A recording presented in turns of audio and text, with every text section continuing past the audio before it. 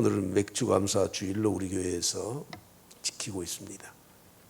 설교 제목을 감동이 충만한 감사, 이렇게 제가 제목을 잡았습니다. 제가 자주 말씀드리지만 우리가 신앙의 인격이 성숙하고 인격이 성장하면서 갖는 두 가지 큰 특징이 있다고 말씀드렸죠. 첫째는 대신관계, 하나님의 관계에서 어떻게 살아가느냐 하는 것이고, 둘째는 그러면 사람들과의 관계에서 우리가 어떤 인격을 갖느냐 하는 겁니다.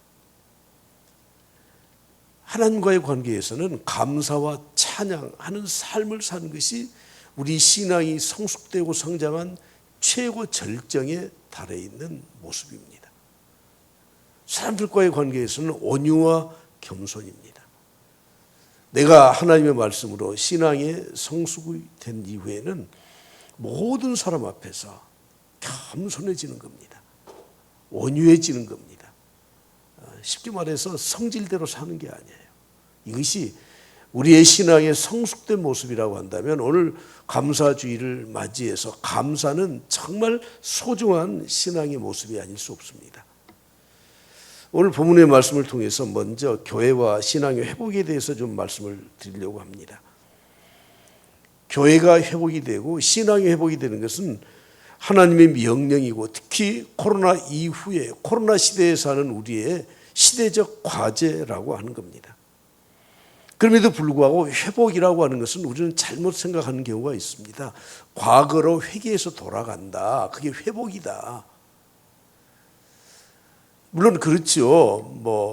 요즘 가게 운영하신 분들이 매출이 뚝 떨어졌잖아요. 손님들이 줄었지 않습니까? 회복이라고 하는 건 그래, 옛날에 100명 오던 손님이 100명이 되는 게 회복이에요. 그러나 우리의 신앙의 회복은 그것과는 좀 다르다는 것을 알아야 됩니다. 코로나 이전 상태로 교인들이 출석이 회복이 되고, 또 교회 예산이 또 회복이 되고, 또 그때 했던 프로그램 다시 돌아간다, 우리는 그렇게 생각해서는 안 됩니다. 이미 코로나라고 하는 강을 지금 건너고 있고 건너가 버렸습니다. 그러므로 우리에게 과거 그런 모습이 다시 오리라고 하는 것은 우리는 착각입니다. 무슨 말이냐면 이제 사람들의 이 생활 패턴이나 트렌드가 바뀌어 버렸습니다. 그렇기 때문에 우리는 회복이라고 하는 것을 본질적인 부분에서 찾아야 된다고 하는 겁니다. 고린도후서 5장 17절에 말씀하지 않습니까? 이전 것은 지나가 버렸어요. 지나가 버려요. 보라, 새 것이 되었어요. 새롭게 우리 심령이 회복되는 것이, 그것이 우리 교회의 회복, 신앙의 회복이라는 것을 우리는 생각하면서 오늘 본문의 말씀을 볼 수 있기 바랍니다. 코로나를 거치면서 약 2년여 동안에 많은 교회들이 문을 닫았다고 합니다. 현재 우리 한국의 교회 수가 55,767개라든가요. 그 숫자의 기준을 며칠을 기준으로 했는지 모르겠어. 그런데 그 교회가 2년 동안의 세월을 지나는 동안에 6,000개에서 7,000개의 교회가 문을 닫았다는 거예요. 여러분, 기가 막힌 말이 아닙니까? 아무리 힘들어도 교회 문은 닫지 말아야죠. 하나님의 때를 기다렸어야 되죠. 주님의 은혜를 사모하고, 아무리 목회자들이 힘들고 교회 경영이 어려워도 절대 하나님이 세우신 교회의 문은 닫지 말았어야 맞지 않습니까? 요한계시록의 7교회를 소개하고 있는데 그 7교회 중에 책망이 없고 칭찬만 받았던 교회는 2교회예요. 사대교회와 필라델피아 교회. 안디옥 교회와 필라델피아 교회. 안디옥 교회 참 좋은 교회입니다. 필라델피아 교회 좋은 교회입니다. 그런데 여러분, 그 필라델피아 교회에 하나님께서 이렇게 말씀하십니다. 거룩하고 진실하사 다윗의 열쇠를 가지시니, 다윗의 열쇠를 가지시니 누굽니까? 우리 주 예수 그리스도셔요. 그분은 어떤 분이십니까? 열면 닫을 사람이 없고 닫으면 열 사람이 없는 그분이 말씀하셨다고 하는 거예요. 하나님의 교회를 세우실 때는, 하나님의 교회 문을 열어주실 때는 그 다윗의 열쇠를 가지신 우리 주 예수 그리스도께서 교회를 세우시고 교회의 문을 열어주셨습니다. 하나님이 교회를 닫으실 때까지, 마지막 재림의 때에 하나님께서 심판하실 때까지 우리는 굳게 하나님의 교회를 지키고 있어야 되는데, 지난 2년 동안 남짓 지나는 동안에 한국 교회에 문을 닫은 교회가 6,000개, 7,000교회나 된다니 말이 됩니까? 남한에 치킨집이 3,600여 교회 600여 개가 된 데죠. 예? 편의점 수가 5만 개가 되지 못한답니다. 교회는 5만 개가 넘어요. 하나님의 교회가 하나님께 영광을 돌리면서 이 문을 굳게 지키고 어떤 시련과 환난 가운데서도 하나님의 교회를 지켰어야 될 텐데 닫아버렸어. 다시 연다고 회복입니까? 지난 2년 동안 교회를 떠나는 성도들이 지난 코로나 이전보다 20%에서 많이는 30%가 교회를 떠났다고 합니다. 코로나 핑계대고 그동안에 믿음을 지키기 싫었던 사람들이 교회를 떠나지 않았을까요? 회복이 된다고 해서 여러분 그 사람들을 억지로 끌어다가 이 교회에 앉혀놓는다고 회복입니까? 그것이. 예수님도 비유로 말씀하셨습니다. 청함을 받은 자는 많지만 택함을 입은 자는 적다. 하나님이 천국잔치를 벌려놓고 다 초청을 했어요. 그런데 나는 집을 샀습니다. 소를 샀습니다. 장가 갔습니다. 핑계대면서 오지 않지 않습니까? 오늘 우리가 학개서를 보았는데 학개서의 이 성전 재건에 관련된 이 말씀, 특히 바벨론 포로를 배경으로 한 이 말씀을 통해서 우리는 놀라운 하나님의 섭리를 발견합니다.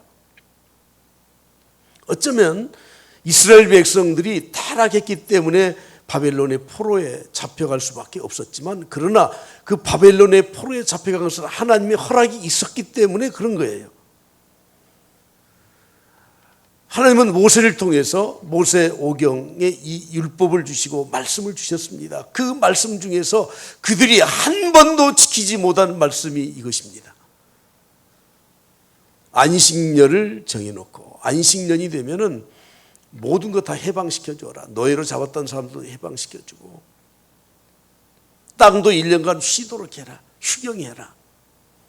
그런데 여러분 생각을 해보십시오. 6년간 농사짓고 살다가 1년간 휴경을 하면 먹을 게 있어요? 없어요? 그래서 못 쉰 거예요. 특히 희년이 되면 안식년 7번 지난 49년 다음에 50년째 되면 그 해도 쉬라는 거예요. 2년 동안 연거푸 쉬게 되면 먹을 게 있어요? 없어요? 없어요. 그래서 지키지 못했던 거예요. 그래서 어떤 분은 이렇게 해석을 하더라고요. 70년 동안 그들이 포로로 잡혀가서 유다의 본국의 땅을 버려둔 이유는 그들이 하나님의 안식년 제도, 희년 제도를 지키지 않아서였을 것이다. 저도 어느 정도 타당성은 있다고 생각이 됩니다. BC 536년에 하나님은 바사왕 고레스의 마음을 감동을 시켰습니다. 이제 바벨론 제국에서 바사 제국으로, 페르시아 제국으로 제국이 바뀌었어. 근데 이 바사의 고레스가 하나님의 감동을 받아서 어떻게 합니까? 여호와께서 세상 만국을 내게 주셨고 나에게 명령하여 유다 예루살렘의 성전을 건축하라 하셨나니. 아니 이방의 왕이 무슨 하나님의 감동을 받아서 성전을 건축하라. 그러므로 너희들 이제 가서 유다의 포로로 잡혀온 너희들 가서 하나님의 성전을 지어라. 내가 모든 걸 다 준비해 주겠다. 아니 이런 기회가 어디 있습니까? 하나님께서는 고레스 왕의 마음을 감동시켜서 회복의 길을 열어주신 거예요. 그런데 여러분 표를 한번 보시면 압니다. 이 표에 보면 맨 오른쪽에 보면 귀한 자의 수가 나와요. 에스라서에 있는 말씀을 바탕으로 해서 거기에 나온 지파별 명단을 통해서 총 몇 명입니까? 49,897명이 돌아왔어요. 1차 포로 때. 이스라엘 백성들이 70년 포로 생활하면서 잡혀간 사람이 아무리 그 수를 낮게 잡아도 100만에서 많이 잡으면 200만 정도 돼. 그리고 70년 동안 포로 생활하면서 인구가 좀 더 늘어났을 거 아니에요. 70년이면. 근데 돌아온 사람이 몇 명이에요? 약 5만 명 정도. 가족들 좀 포함시키면 뭐 10만 명 정도. 많이 잡으면 200만 명이 포로로 끌려갔다가 70년 후에 돌아올 때는 한 10만여 명밖에 돌아오지 않았다고 하는 거예요. 참 한탄스러운 사건이 아닙니까? 그런데 그나마도 그들이 돌아와서 스룹바벨 총독 밑에서 하나님의 성전 지대를 놓고 건축을 시작하다가 힘들다고 그만두었어요. 2차 포로를 보십시오. BC 537년에 스룹바벨을 지도자로 해서 돌아왔던 사람들이 그 이후에 79년에 BC 458년에 에스라를 지도자로 해서 돌아왔습니다. 에스라가 그때 모든 기록들을 다 정리해서 에스라서에서 기록을 해놓은 말씀이에요. 이것이. 여러분 귀환이라고 하는 게 회복이라는 게 그렇게 1, 2년 안에 1차, 2차, 3차 그러니까 무슨 뭐 3년 후에 5년 후에 또 보내고 그런 것이 아닙니다. 79년 만에 2차 포로로 돌아온 사람들 수가 몇 명입니까? 남자만 대략 1775명 오른쪽에 보시면 나오잖아요. 그리고 3차 포로는 보십시오. 느헤미야를 지도자로 해서 1차 포로 후에 93년 후에 BC 444년에 돌아왔어요. 구체적인 명단이 없어요. 느헤미야 이름만 나와요. 몇 명이 남았는지 잘 몰라요. 여러분 이 회복의 기간, 시간을 보시면은 거의 한 세기 기간 동안에 이루어지고 있다는 거예요. 회복이 그렇게 쉬운 겁니까? 이제 코로나 끝났으니까 모이면 되는 줄 아십니까?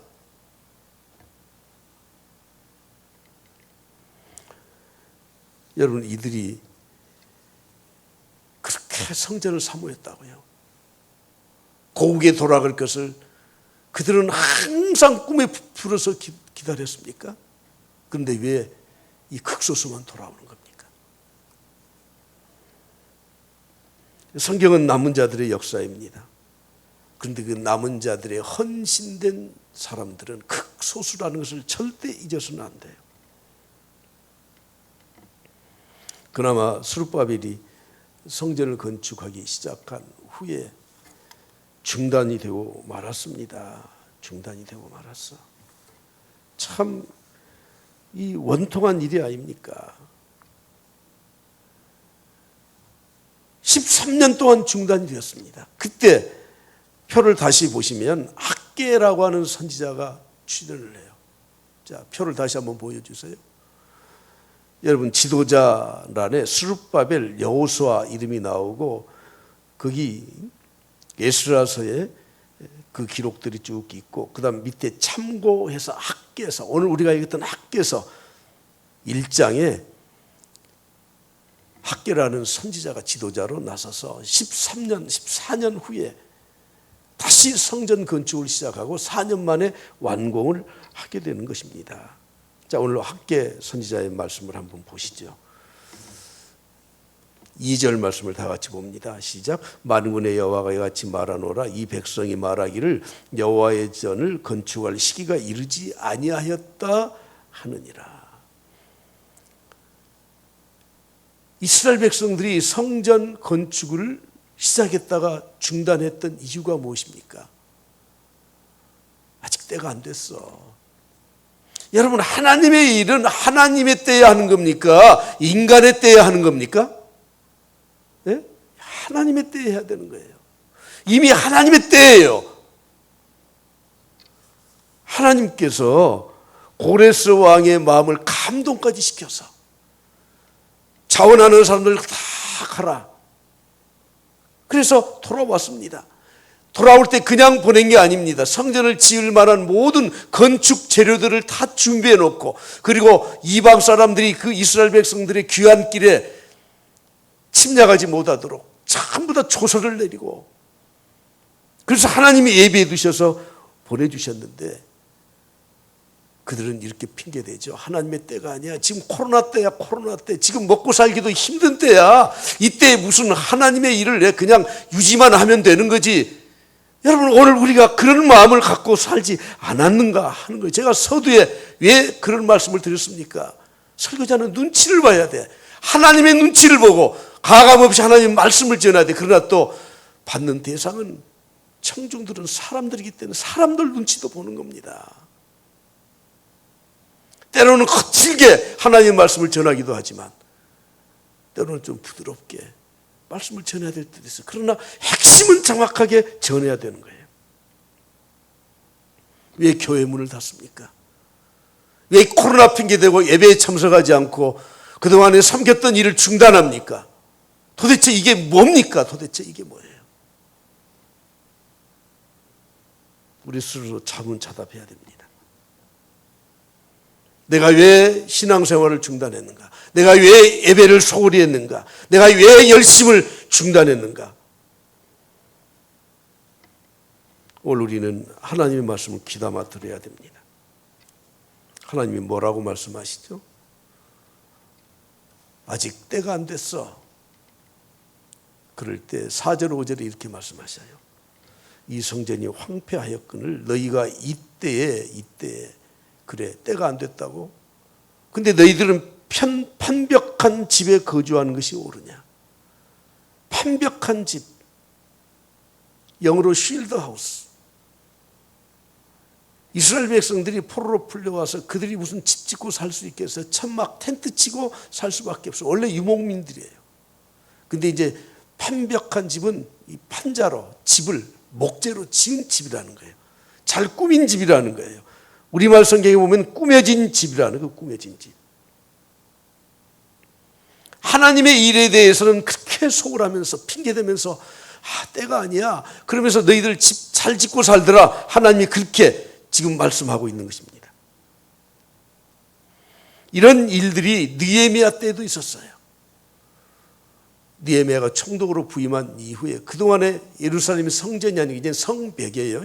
성벽이 무너졌는데도 누구 하나 나서서 그 성벽을 재건하지 않습니다. 그때 느헤미야가 52일 만에, 부임한 지 느헤미야 총독이 52일 만에 밤낮 그 성벽을 재건해서 완공을 했어요. 할렐루야, 할렐루야. 여러분, 지도자 한 사람이 이렇게 중요한 거예요. 그리고 학사 에스라를 초청해서 부흥 집회를 하고 이젠 안정이 된 것처럼 보였어요.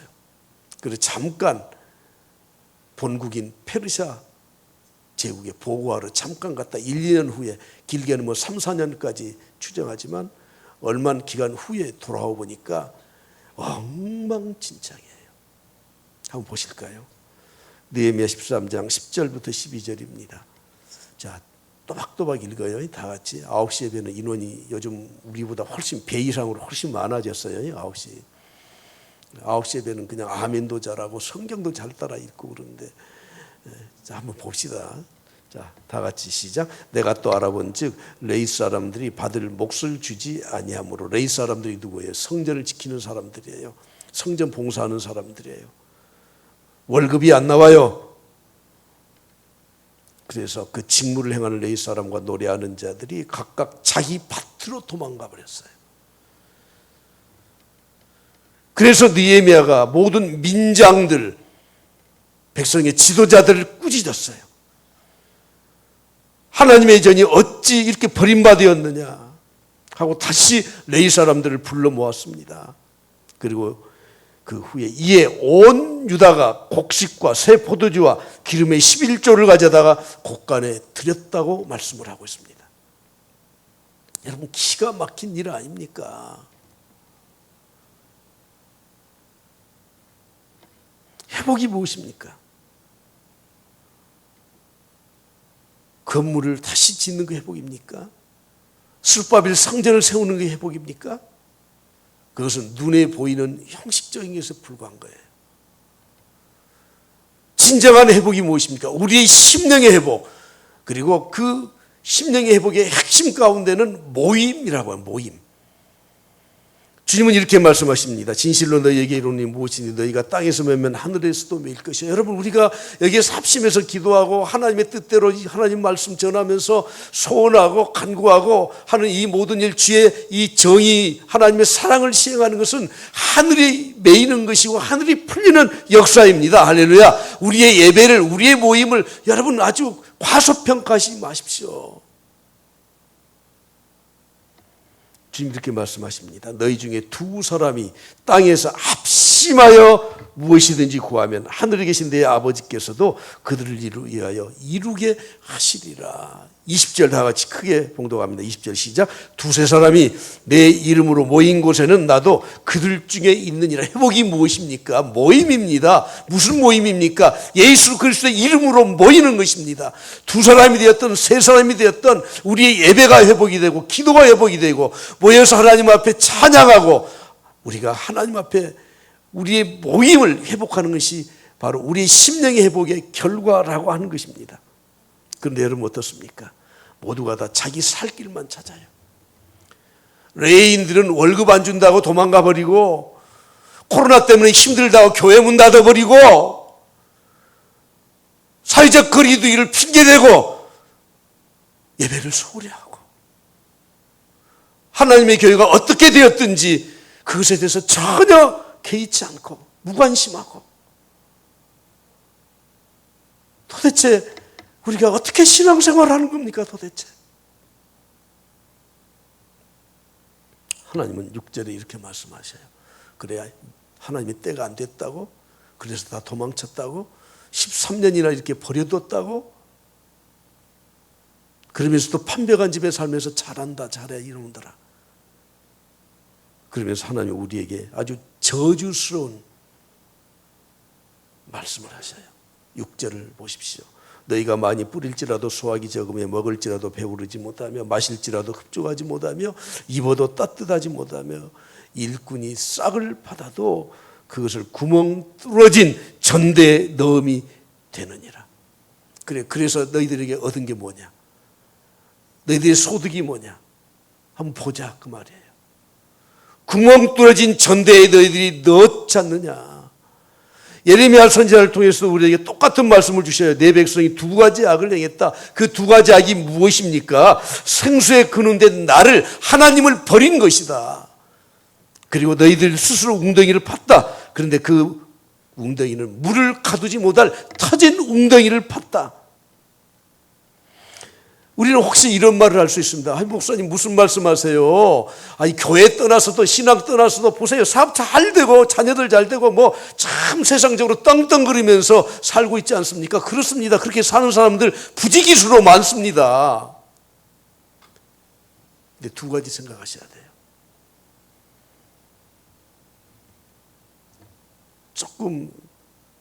좀 거친 말이지만 끝까지 두고 보자 그 말이에요.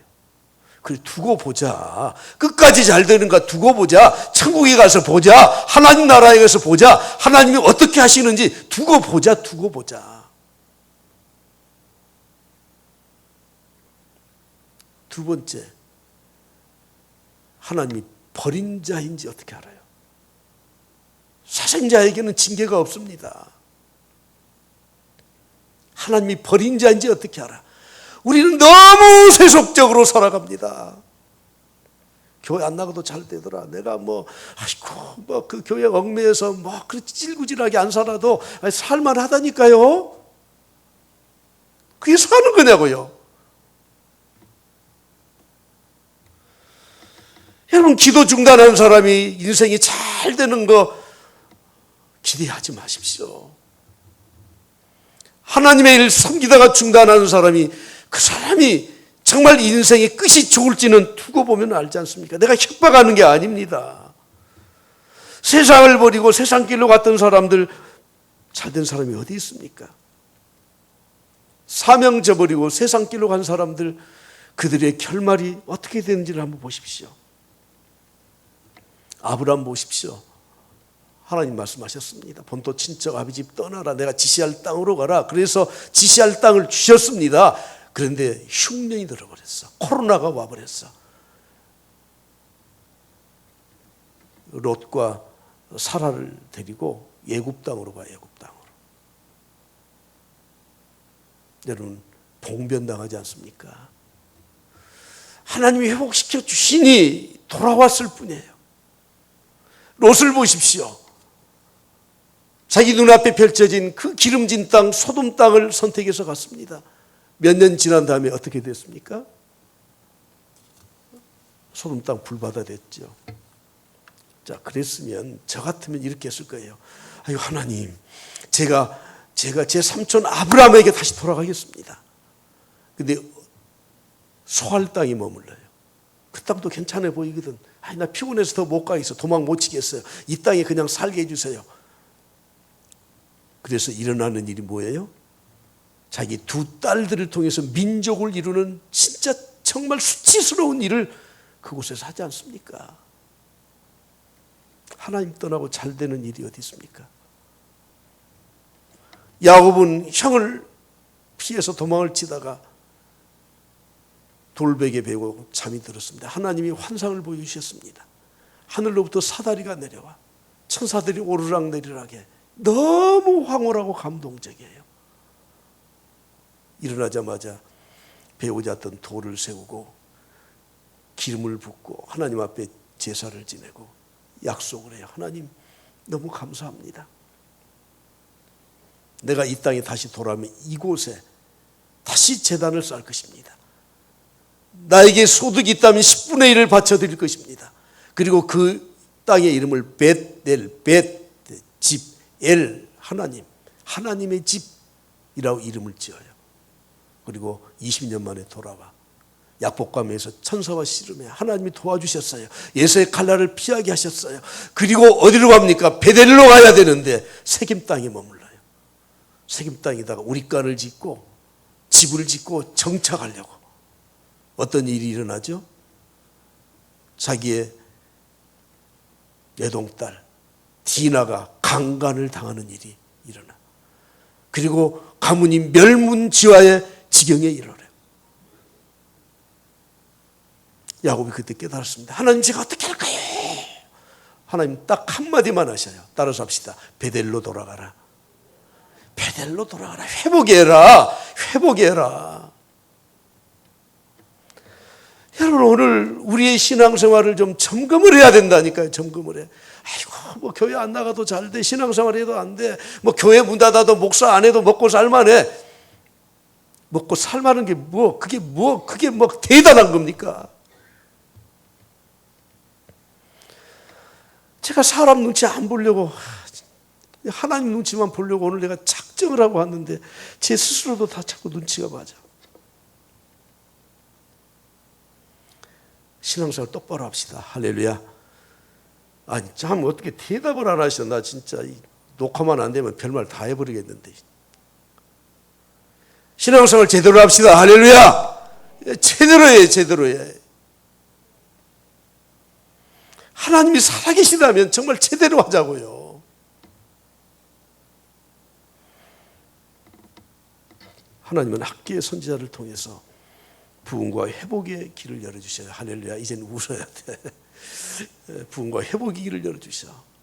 야단을 치시지만 회복의 길을 열어주셔. 정말 이게 우리에게 중요한 메시지예요. 12절 말씀 다 같이 봅니다. 스라엘의 아들 스룹바벨과 여호사닥의 아들 대제사장 여호수아.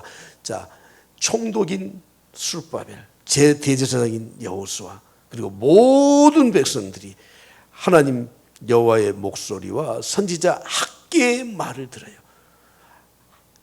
하나님이 학계를 통해서 주신 말씀을 들어. 여러분 우리의 영적 회복, 우리의 삶의 회복은 하나님의 말씀을 듣는 데서부터 시작된다는 것입니다. 그동안 모이는 게 너무 소홀했기 때문에 제가 9월달이 되기만 해봐라. 이제 여름만 지나가기만 해봐라. 그러면 이제 부흥회도 할 거다. 강사가 없으면 내가 할 것이다. 내가. 말씀을 듣지 않고서는 회복이란 있을 수가 없는 거예요. 그리고 그 말씀을 통해서 12절 끝부분에 보면 다 여호와를 어떻게 해요? 경외했어요. 여호와를 경외했어. 하나님을 찬양하고 하나님 두려워할 줄 알고, 이것이 회복, 감사가 충만한, 감동이 충만한 감사가 일어나는 근본이 되었던 것입니다. 학계라는 이름의 뜻은 나의 절기, 나의 잔치라는 말이에요. 하나님께 잔치, 하나님의 절기, 예배의 회복. 나이 80세 정도의 노 선지자의 이 말을 듣고 백성들이 모두가 다 하나님을 경외할 때 부흥의 역사가 일어나서 그동안 13, 14년 동안 중단했던 성전 건축이 4년 만에 완공이 된 줄 믿습니다. 할렐루야, 할렐루야. 여러분, 우리 교회 7월 24일 주일날에는 전교인 세대 통합 예배를 드리기로 우리가 지금 계획을 세우는데, 이때 좀 계기가 되었으면 좋겠어요. 하나님의 잔치가 있어야 돼요. 이 찬송 좀 같이 불렀으면 합니다. 내 손을 주께 높이 듭니다. 여러분, 이스라엘 백성들은 항상 기도와 찬송하는 자세는 이렇게 하늘을 우러러서 손을 드는 거예요. 내가 하나님께 향했습니다 하는 거예요. 내 손을 주께 높이 듭니다. 내 마음을 주께 활짝 엽니다. 우리 같이 찬송 부르겠습니다. 저 혼자 지금 벌써라고 가만히 계시네요. 계속 높이 한번 들고, 우리 이옥순 권사님 팔이 하나 없어져서 하나님께 감사합니다.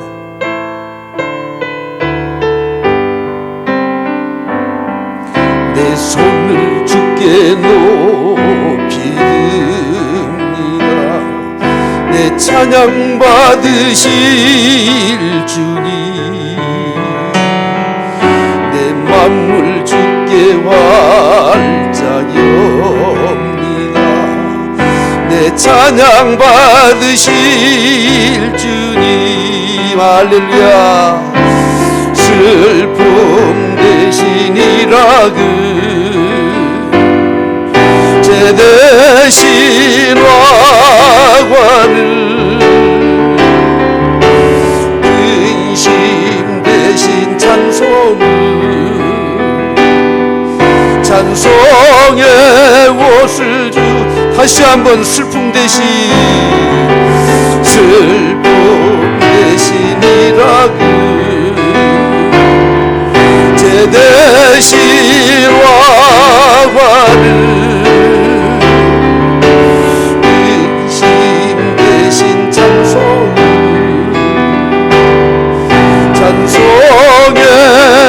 옷을 주셨네. 할렐루야. 하나님께 영광이 박수 올려드립니다. 할렐루야. 여러분, 감동이 충만한 감사, 우리가 정말 꿈꿔야 될 회복의 모습 아닙니까? 그런데 여러분, 이 감사, 찬양, 예배, 기도, 이 모든 것은 영적인 일이기 때문에 하나님의 감동, 성령의 감동이 아니고서는 이것은 불가능하다고 하는 것입니다. 머리와 이성으로 도저히 계산이 나오지 않는 겁니다. 오직 하나님의 영으로만 할 수 있습니다. 그래서 오늘 14절 결론 말씀이 이렇습니다. 여호와께서 스알디엘의 아들 유다 총독 스룹바벨의 마음과 총독의 마음과 대제사장 여호수아의 마음과 그리고 남은 백성들 모두의 마음을 어떻게 하셨습니까? 감동시키셨어요. 감동. 하나님의 감동, 성령의 감동이 없이는 우리는 하나님 앞에 올바르게 영적인 삶을 살아갈 수 없다는 거예요. 여러분, 죄송하지만 성경 공부 100번 1000번 해보십시오. 성령의 감동이 없이 해보십시오. 머리만 커지죠. 비판 의식만 생겨나게 되는 거예요. 복잡해져요. 성령의 감동이 있어야 돼요. 모든 성경은 하나님의 감동으로 되었다고 말씀합니다. 하나님의 말씀이 감동으로 되었다면 우리가 말씀을 들을 때에도 성령의 감동으로 이 말씀을 받아야 되는 것입니다. 어떤 일도 하나님의 감동이 없이, 성령의 감동이 없이는 감당할 수가 없습니다. 여러분, 이 신기 들린 사람들 있지 않습니까? 점쟁이들도, 신기 들린 이 점쟁이들은 그대로 하지 않으면 그냥 몸이 아프대요. 몸이 아파. 막 힘들대요. 하물며 거룩한 영인 성령께서 하시는 하나님의 교회의 일, 이 일을 성령의 감동이 없이 어떻게 하는 것입니까? 지난 2주 전에 임윤찬이라는 18살 먹은 피아니스트가 반 클라이번 콩쿠르에서 1등을 했어요. 1958년 차이코프스키 콩쿠르에서 1위를 했던 반 클라이번이라는 사람의 이름을 따서 미국에서 우리도 만들자 해서 1962년에 시작된 이 콩쿠르 4년마다 열려요. 그래서 미국의 대통령이 취임할 때마다. 근데 작년에 취임했는데 코로나 때문에 못하고 1년 연기해서 금년에 했어요. 세계 모든 사람들이 극찬을 했어요. 여러분이 음악을 공부를 하지 않았기 때문에 별로 관심도 없죠. 엄청난 한 세계에 한 명 나올까 말까 한 이 피아니스트라는 극찬을 했어. 외국 유학 가지 않았습니다. 오로지 오리지널 한국에서 공부해서. 제가 좀 음악을 알기 때문에 소개합니다. 준결승전에 쳤던 피아노 리스트의 초절 기교 연습곡이라는 거. 65분 동안 한 번도 쉬지 않고 65분 동안 초절정 기교를 가질 수 있는 유일한 엄청난 이 곡을 연주했습니다. 결승전에서는 라흐마니노프의 피아노 협주곡 3번이에요. 저도 라흐마니노프의 피아노 협주곡을 참 좋아하는데, 그런데 보십시오. 1996년에 영화 샤인이라는 영화에서 미치지 않고서는 연주할 수 없는 곡이 라흐마니노프의 피아노 협주곡이라고 대사에 나옵니다. 여러분 미쳐버려야 돼. 미쳐버려야 돼. 하나님의 영의 감동을 받았다고 하는 이 감동이라는 말을 보십시오. 이 감동이라는 말은 히브리어로 와야할이라는 말인데, 이 말은 흥분, 충동 받았다 그런 말이에요. 영어 성경에 보니까 stirred up이라고 되어 있더라고요. stirred up이라는 말은 흔들다는 뜻도 있고 흥분시킨다는 말이에요. 여러분, 우리가 하나님의 말씀에 흥분되지 않고는 이 말씀 지킬 수가 어떻게 있습니까? 코로나를 무릅쓰고 하나님의 일 그렇게 힘들고 피곤하고 뭐 새벽기도 나오고, 이건 뭐 형식적인 뭐 겉으로 보이는 거지만 여러분 못해요. 어떻게 수입이 이렇게 힘든데 11조를 바치고 뭐 헌금을 하고 합니까? 이 뭔가 이제 제정신이 아니니까 하는 거지. 하나님의 영으로 흥분되지 않고는 하나님 일 못해요. 신앙생활은 세상적인 제정신으로는 절대 못해요.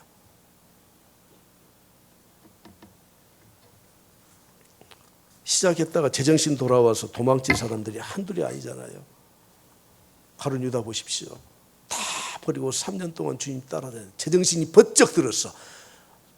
번쩍 드니까 예수님 팔아먹어 버렸어요. 못한다니까요.